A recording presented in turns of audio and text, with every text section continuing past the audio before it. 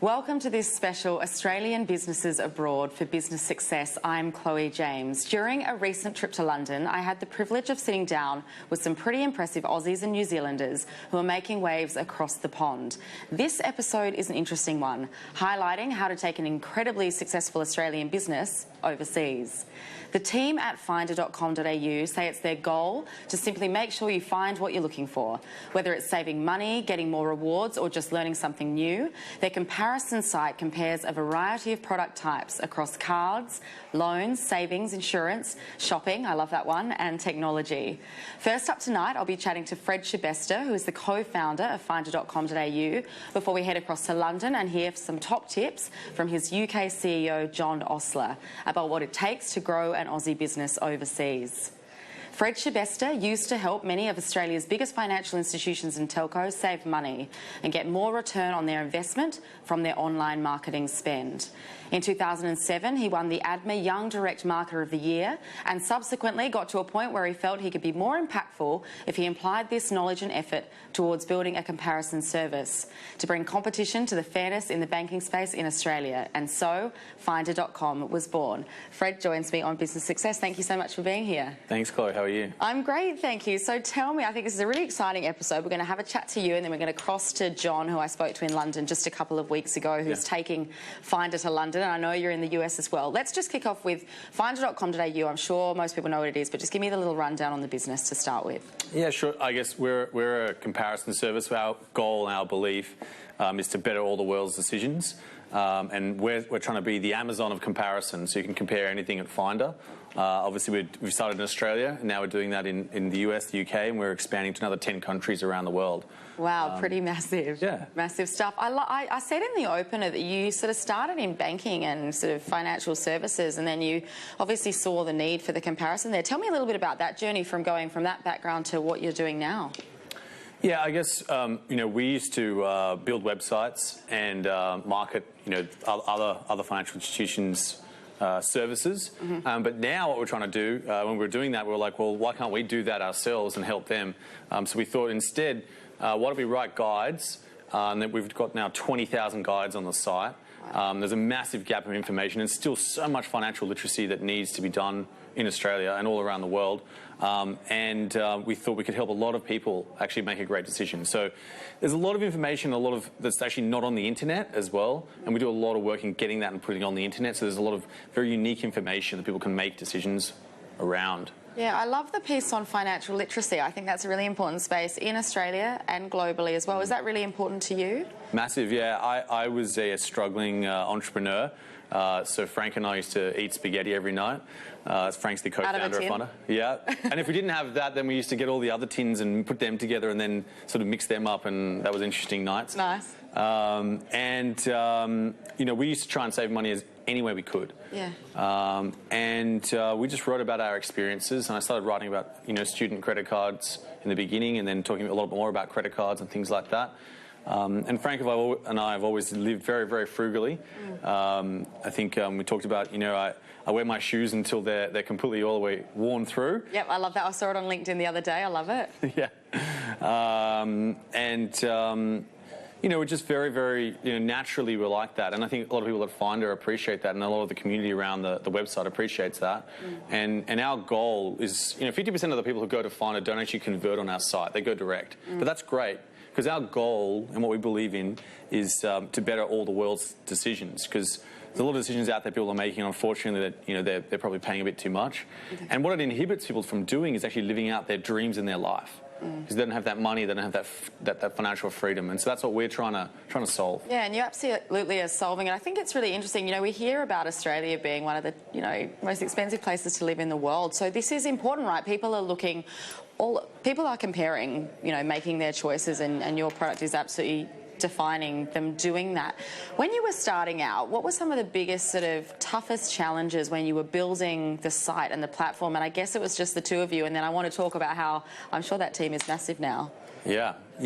I got to say, I actually discovered I'm not actually the best, operator. I actually discovered I drove the actual site into the ground. We got penalised by Google a few times in the beginning, so there was massive challenges. Yes. And so, that's all right. What I found actually, my actual thing I bring to Finder is I'm really good at inspiring and finding great people. Yeah, okay. And so I spend my whole time trying to find people and then coach them and let them be great. They're the people at Finder. There's 120 full-time staff now, and they are the crew that make that site great. It's not me, that's for sure. Yeah, yeah. I may have started it on my kitchen table with Frank and myself, but that doesn't mean it's definitely never been about us with Finder. It's about the crew that are on there. And they are amazing. They're the people who make and help so many people all around the world now and make that business. It wasn't me. Yeah. Tell me. Well, I'm sure it was a little bit you, but tell me how did you find them? So advice for entrepreneurs and business owners out there when they're building the right team, finding the right talent. What do you look for? What do you look for in the members of your team? And you speak about them so passionately, which is awesome. So I think that one of the first things I look for is coachability. Okay. That they, open and interested in listening and hearing about, how we approach things. Another thing I look for is hunger. I tell a lot of stories out to people, and we actively make it very difficult to get into Finder. So it's not easy to get a job at Finder. And we don't look for people who want jobs. If you want a job, there's plenty of other banks and big companies out there that people will give you a job. You don't get jobs at Finder, you get more than that, you get a journey. We're trying to build something, we're trying to do something, we're on a mission. And if you don't have that hunger, you don't have that passion, that's one thing. And the last thing I look for is proactivity. So a small example, and for entrepreneurs out there, what I do is I set up a lot of tests. So one of the ones I always talk about is I never give the address of where the interview is.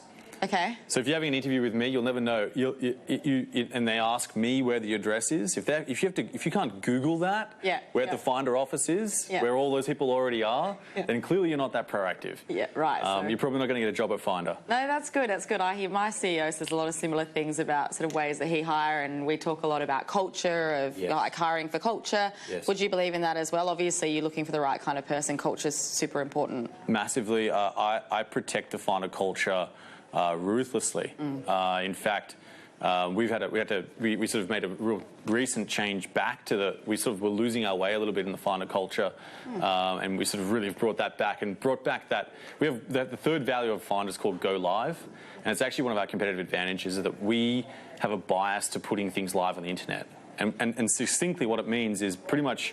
I don't know if I'm allowed to swear on this show or not, but everything is a pile of something, doo-doo. Yeah, okay. Until it's on the internet at Finder. Yeah. If it's not on the internet, it doesn't mean a single thing. Yeah. And everyone knows that. Everyone, every coder on their first day of Finder puts something live. Every writer writes something live. Yeah. Everyone even if you're a recruiter, you send an email out to recruit. You do stuff. We go live at Finder. So it's real autonomy, right? You're giving your staff autonomy. I want to talk, we've only got a couple of minutes to go, but I want to talk a little bit about building the business overseas, because that's what we're going to go to next in the show. How have you selected sort of John for this role? Be careful what you say. He's probably going to watch it back. But how do you pick someone to put them in a different market, and how do you then work in that market? I mean, everywhere's so different. I know you're in the US, UK. Tell me a little bit about that. So, luckily, John worked with us, both with Frank and I, at our previous business, where we sold a company into another parent company. So we knew John. Never actually worked, directly with him, but we knew a lot of his values and his attitude and the way he develops his crew and the rigorous methodologies that he thinks. It's all in attitude. He didn't even know anything about comparison in the beginning, but that doesn't matter at Finder. It's not about the skills you have at Finder, it's the attitude. Yeah. It's again, one of our competitive advantages. You get huge competitive drive at Finder. People who want to be number one, they want to win. Yeah, yeah. And he had that, and we knew that. And it was a relatively fast conversation. Yeah. He has a passion for being great. He wants to be great. Yeah. And that's one thing. He grew up in the UK actually, but spent a long time in Australia and New Zealand, so he can empathise with Australia and how that business has started. Yeah. He's also run a business in the US as well. But then he also knows that UK market. Correct. He knows the local market. Okay, so that's probably something else that you could recommend, I guess, to other people building things growing out. Fred, I do just want to kind of ask you a couple more things before we wrap. Where to next, just quickly? Obviously a huge amount of growth there, and then a little bit more about you, sort of what drives and inspires you in business particularly. Yeah, so we're trying to be the, I guess, the next, some people call it the next tech unicorn of Australia. Yeah. So, you know, a lot of people talk about there's a fluke, that there aren't many technology unicorns in Australia, and especially in financial services, and we think, why not? Why can't Australia do that? And we want to be that. So we're working really, really hard. We've got, as I said, 10 countries we're rolling out to right now, and working overtime on that. It's amazing. It's an exciting time.